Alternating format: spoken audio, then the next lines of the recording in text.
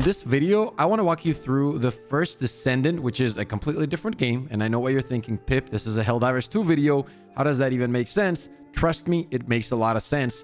And I want to showcase a few things and go over a few things. And I just want to showcase how the dev team on the first Descendant approaches a lot of the same issues that the Helldivers 2 has. And by the way, the first Descendant team has been insanely cool, incredible. These guys are top tier, bro. The way they approach things and how flexible these guys are, it truly is mind-blowing. And it shows you that all of this can be done and should be done, right? And this is what we're going to go through. Now keep in mind, this is a Q&A that is translated, so some things might be a little bit lost in translation or not sound like grammatically correct or something, but you'll get the idea out of it without any issues. So let's start right away here.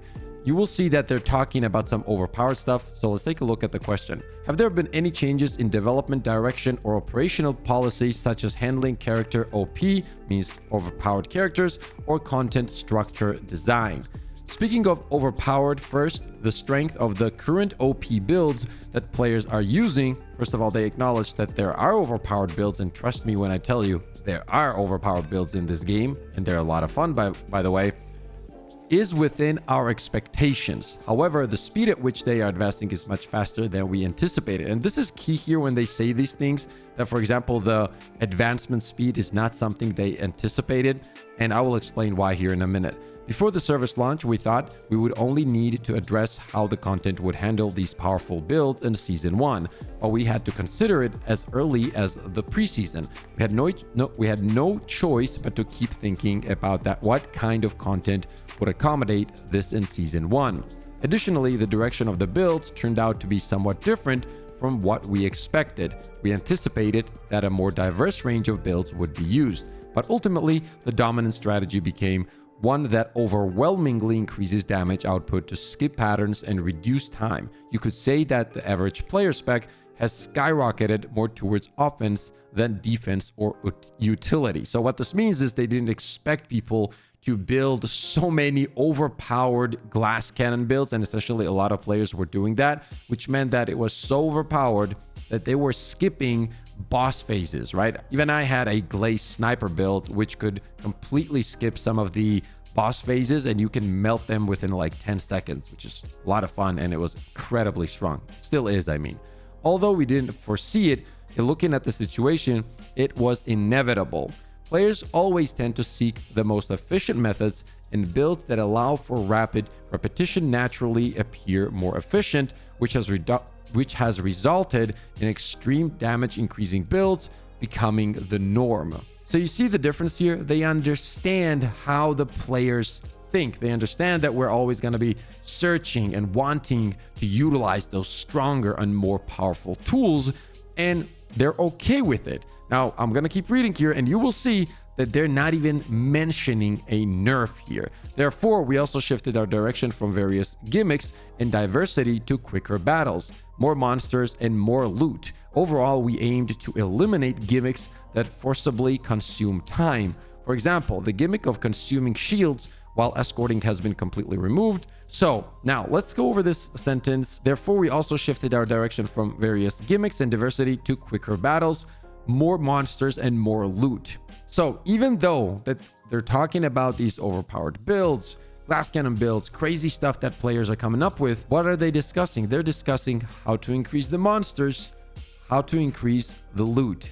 That's the difference here. You guys see how they think? How they're just following along with the community, trying to, build up the game in order to meet the expectation of the community and not doing it all the way around. One thing that I really want to notice, I just wanted to show you all of this right here for you guys to understand how they're following along with the community in terms of the changes that they're going to be making, right?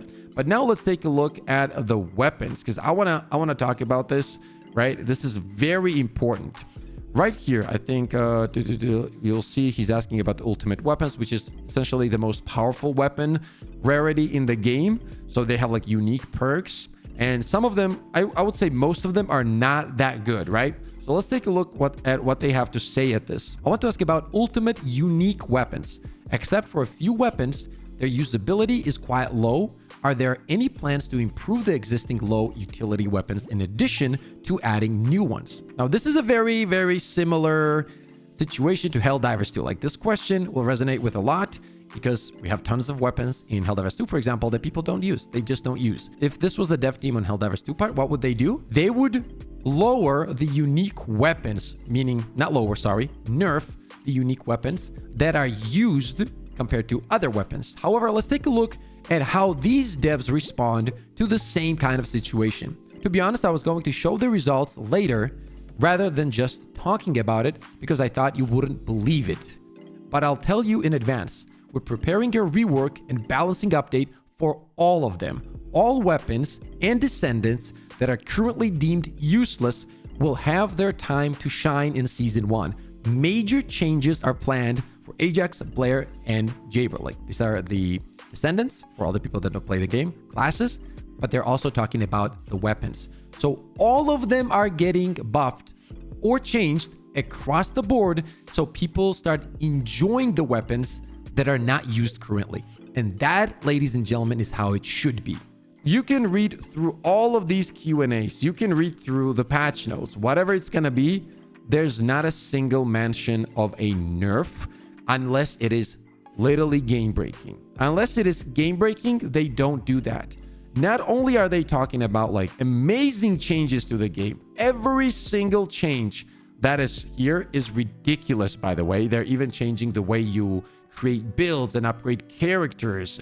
Literally, it's insane how much they listen to the community. Ridiculous. Like, that alone is such a huge reason to play this game and support the devs. So as mentioned, people did create builds that were so powerful in damage that they would like destroy bosses, right? And when they're asked about these questions, they say, we've learned a lot from this. We know how to approach this now and how to create the future bosses in order for people to keep those builds and have the fun, yet make the content more fun, more engaging, and harder to play against, because the bosses that are going to be added to the game, that's new content that's supposed to be harder, right? So once again, they don't think about the nerfs and taking the character power away from the characters or anything like that. No. They're actually buffing a lot of stuff that we checked out here, right? This can easily happen in Helldivers 2 and the game's not gonna break. And there are people that make this work, okay? And their game feels amazing and people play it, and it's a good time to play because it's a good time to kill shit and blow shit up, especially in a game like Helldivers 2. So I just quickly wanted to go over this, showcase this, and make sure to let me know what you guys think about this, because this is a huge kind of wake-up call also, right? Because a lot of the times we forget that these things are actually possible, and there are devs out there that understand this, and the way they look at it is very interesting, and the changes they make, like, these guys are insane, dude. The changes they make are so good for the community, right? Everything the community asks is being implemented into the game. That's incredible. That is incredible. So credit where credit is due. Probably, in my opinion, one of the best dev teams so far that I've seen in the last few years. I'm not gonna lie to you guys. They also talked about like nerfs in general.